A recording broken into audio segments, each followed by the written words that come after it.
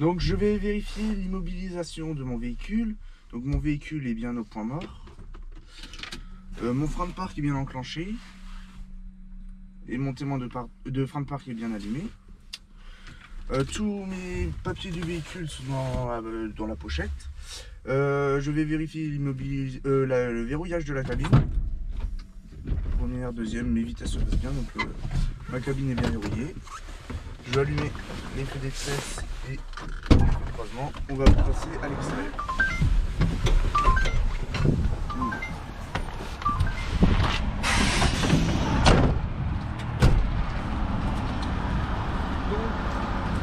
Sur le côté gauche de ma cabine, ma carrosserie est en bon état. Mes glaces de rétroviseur sont en bon état.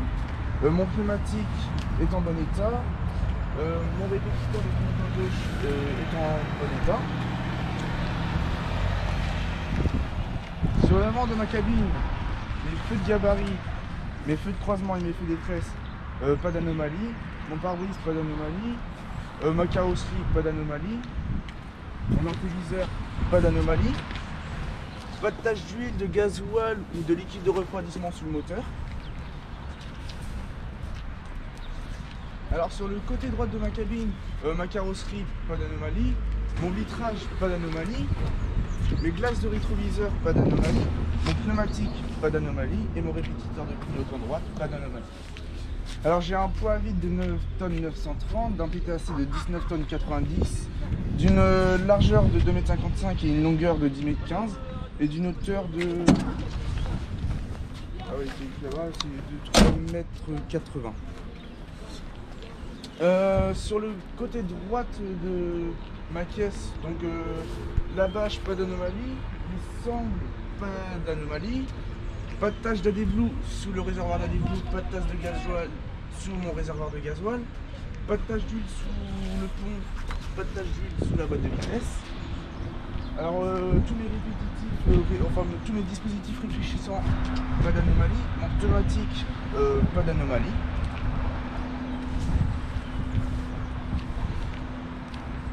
Donc à l'arrière de mon véhicule, mes feux de gabarit, mes feux de position et mes feux d'étresse, pas d'anomalie.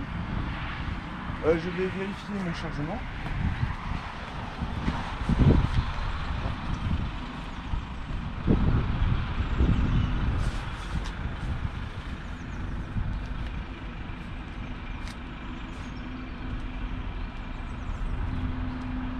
Donc je vais faire attention à mon environnement. Je vais faire attention que je tombe dessus. Donc mon chargement est bien arrivé et bien réparti. Ma charnière fonctionne bien.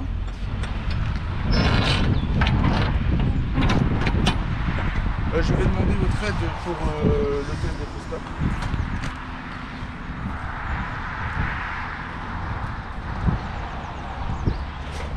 Ok.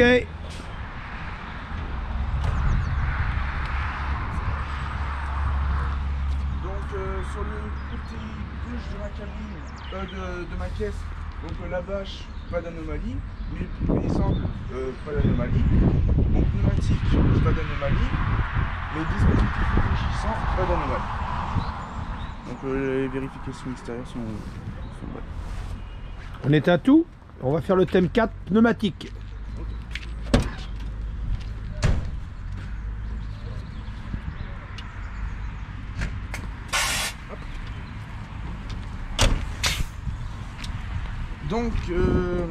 Donc mon pneumatique arrière gauche, il n'y a pas de dernier ou de déchirure.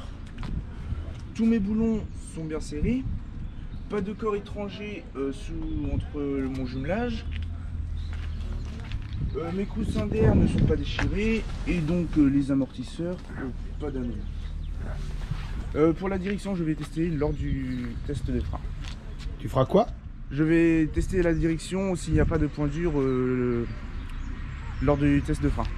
Et s'il y a du point dur, ça peut venir de d'où? De la direction sur... Oui, mais quoi dans la direction? Je sais. S'il y a un point dur, ça vient de d'où?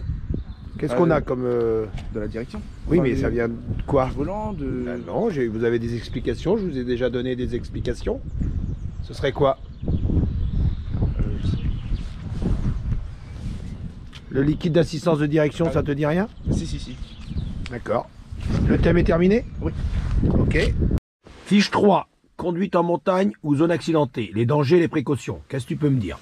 Alors, les dangers en conduite en montagne dans les zones accidentées, donc la conduite en montagne, donc quand on est en montagne, c'est généralement de la descente, des virages, des lacets, des virages bien serrés. Donc on prend automatiquement de la vitesse. Pour les virages, faut modifier sa trajectoire. Donc faut bien observer. Et automatiquement quand on prend de la vitesse, on prend également de la force centrifuge. Oui, de la force centrifuge. Donc non, c'est pas de la force centrifuge. De l'énergie cinétique. Voilà. Oui. Donc on prend de l'énergie cinétique. Donc faut bien faire attention à ça. Faut également faire. Alors les dangers de la montagne. Tu m'as dit qu'il y avait les descentes. Il n'y a que des descentes en montagne? Non, il y a également des montées.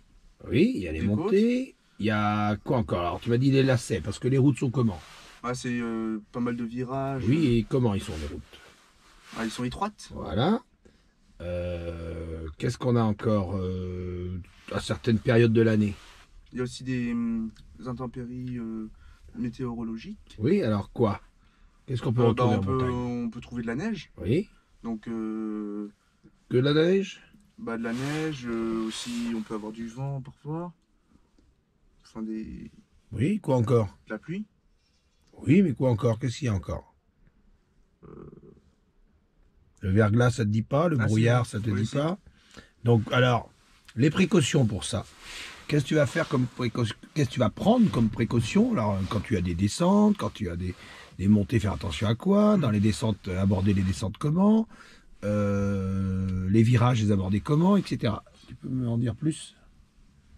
Pour les descentes, faut utiliser un maximum de frein moteur. Oui, c'est quoi le frein moteur? De bien choisir son rapport pour que le moteur en lui-même ralentisse sans utiliser le frein. Oui. Qu'est-ce qu'on a encore à notre disposition qui peut nous aider? Le frein hydraulique qui est ici. Ouais. Donc on peut l'utiliser si on voit qu'il faut vraiment aider. Faut surtout l'utiliser. Oui, l'utiliser. Et aussi utiliser le frein principal en cas où il faut vraiment freiner. Oui. Alors, ça ok, les descentes. Alors dans les montées, on fait attention à quoi? Pour les montées, faut utiliser un bon rapport pour avoir de la puissance pour la montée. Et on surveille quoi? On surveille quoi? Qu'est-ce qui risque d'avoir le moteur dans une montée? Qu'est-ce qui peut se produire? Qui perd de la puissance. Oui, mais ça peut être normal, mais autrement. La surchauffe moteur. Oui, de la surchauffe. Hein? Ouais. Donc faut surveiller quoi? Il faut regarder s'il surchauffe pas trop. Alors où est-ce qu'on regarde? Il y a un témoin, c'est ici là. Ouais, d'accord. Ok, donc les virages, qu'est-ce qu'on fait dans les virages? Faut bien observer pour voir s'il n'y a pas de véhicule qui vient en face. Parce que si les virages, on va automatiquement devoir modifier notre trajectoire, donc aller sur l'autre voie, etc. Ouais, d'accord. Ok. Et l'ordre de priorité des véhicules alors? Alors c'est le véhicule le plus manœuvrable. Déjà c'est le véhicule le véhicule le plus manœuvrable. Après c'est le véhicule qui descend, qui doit s'arrêter. Et si c'est deux véhicules, de toute manière c'est celui qui descend qui doit automatiquement s'arrêter pour laisser celui qui monte. Ok. Ok, bon on passe maintenant à la suite. Donc une fois qu'on a fini les questions orales, c'est quoi? Le test de frein. Je t'écoute. Alors je vais faire le test de frein. Donc je vais mettre en marche le véhicule. Tous mes témoins s'allument et tous mes témoins s'éteignent. Voilà. Donc mon témoin de mini pression d'air n'est pas allumé. Je suis à 9 bars. Donc on peut procéder au test de frein. Donc je vais régler mon siège par rapport à la vitesse d'embrayage.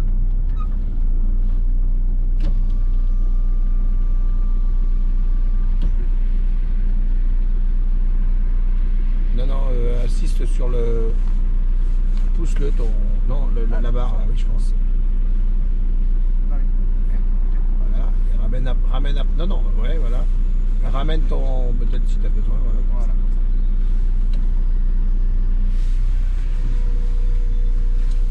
Donc voilà. Donc je vais procéder au test frein de parc du coup.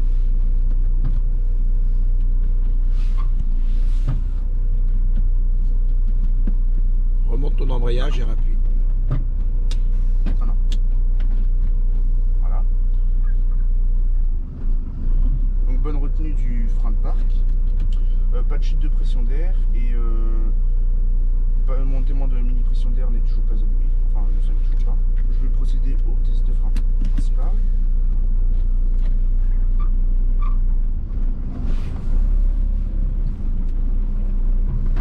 Donc bonne retenue de mon frein principal. Donc pas de chute de pression d'air et mon témoin de mini pression d'air ne s'allume pas. Donc le test de